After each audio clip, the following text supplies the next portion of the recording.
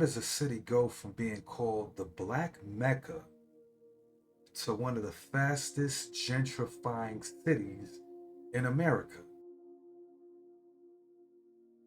Because for decades, Atlanta represented Black political power, Black business growth, and Black cultural dominance.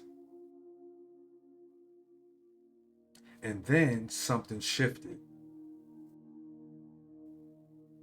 White residents who left from the 1940s to the 1960s, they slowly started to move back. So what happened? Was it the Olympics? Was it money? Was it culture? Or was it something deeper? Let's rewind. By 1970, Atlanta had become a majority Black city. White residents had been leaving to Cobb, Gwinnett, and North Fulton for years. The newly created highways through the city and around the city made this white flight available and able to occur quickly.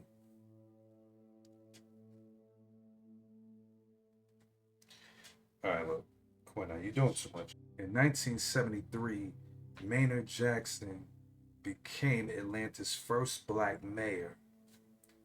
That wasn't symbolic like this Obama situation. This was actual Black power. City contracts began to go to Black-owned firms. Airport expansion accelerated, and a Black middle class grew. Meanwhile, the surrounding suburbs exploded. This was due to white flight, but it was also an economic sorting. The city became and stayed Black while the metro area stayed majority white. And for about 2 decades or so, that balance held. By the late 80s, downtown Atlanta had a problem. Office buildings were aging, retail struggled, and crime dominated the headlines. The metro area was booming, but the core, not so much. Then came a pivot. In 1990, Atlanta had won the bid to host the 1996 Olympics. That was more than sports, it was a global rebrand. Downtown redevelopment accelerated. Centennial Olympic Park was built. Public housing like Techwood homes was demolished and replaced with mixed income housing. Investors saw something new. Atlanta wasn't just a regional southern city, it was global. The Olympics didn't cause reintegration alone, but they signaled something critical. Downtown Atlanta was investable again. And when capital returns to a city's core, demographics tend to follow. Between 2000 and 2010, the data confirmed it. White residents in the city increased significantly. Black residents declined within the city limits, even though many stayed in the metropolitan area. Neighborhoods like Old Fourth Ward, Midtown, Inman Park, East Atlanta, they began to transform. Home prices began to rise. Young professionals moved in. And then came the project that supercharged everything. The Atlanta BeltLine turned abandoned rail corridors into trails, parks, and development zones. Urban planning brilliance, but also an investment magnet. Property values along the Beltline surged.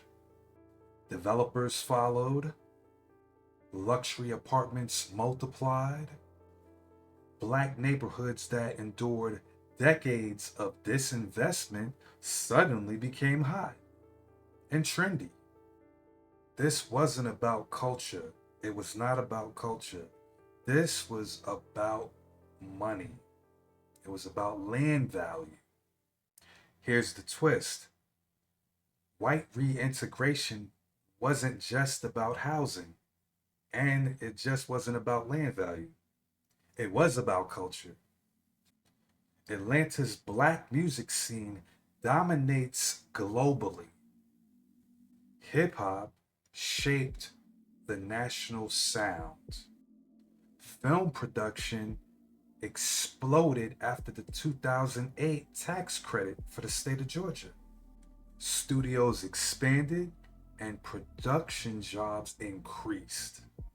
The same city branded the Black Mecca became a cultural capital.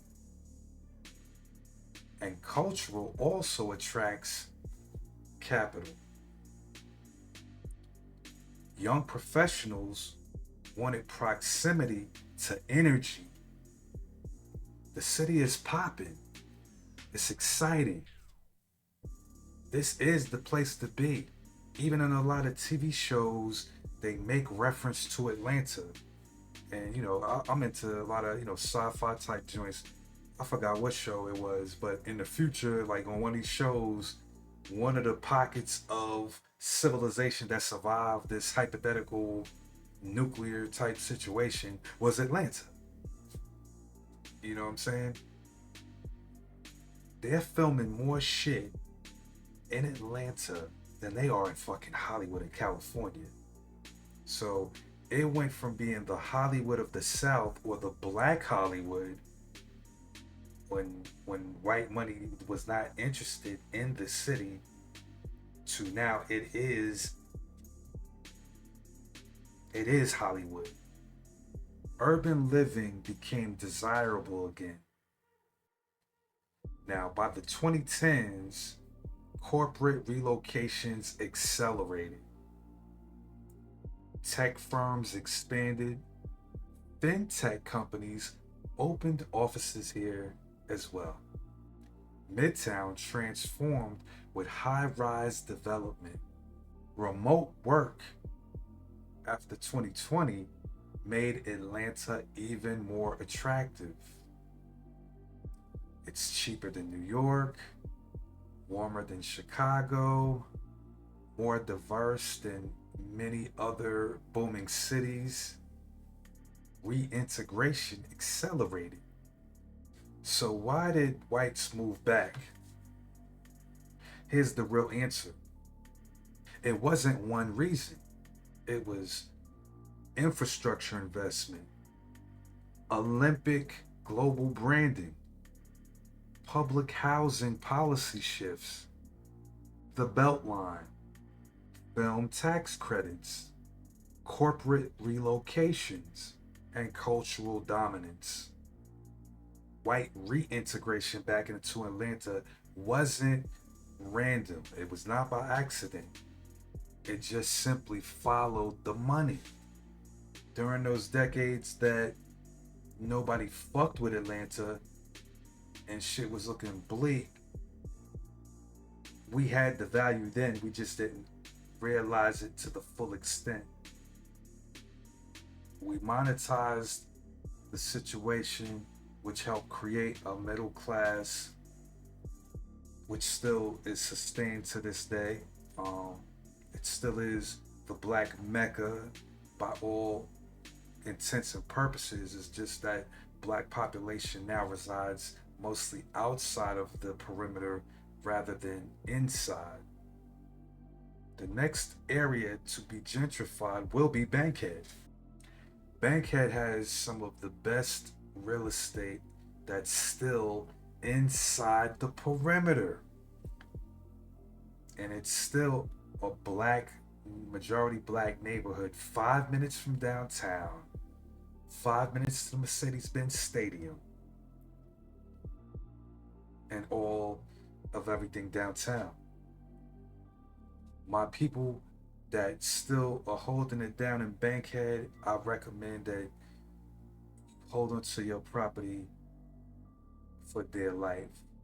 Those homes that Zillow might show as being worth 200, 300,000, those will be $1 million homes. Just sit tight, hold strong. My mom got a crib in Bankhead. I'm telling her, sit tight. The money coming. But here's the bigger question. Can Atlanta grow without pricing out the original inhabitants? Without displacing the very communities that made the city hot and that made the city a place to be, a place to move to? When you get rid of the culture, then what is the city but a shell of its former self? So that's the real question. Reintegration is one thing, equity is another.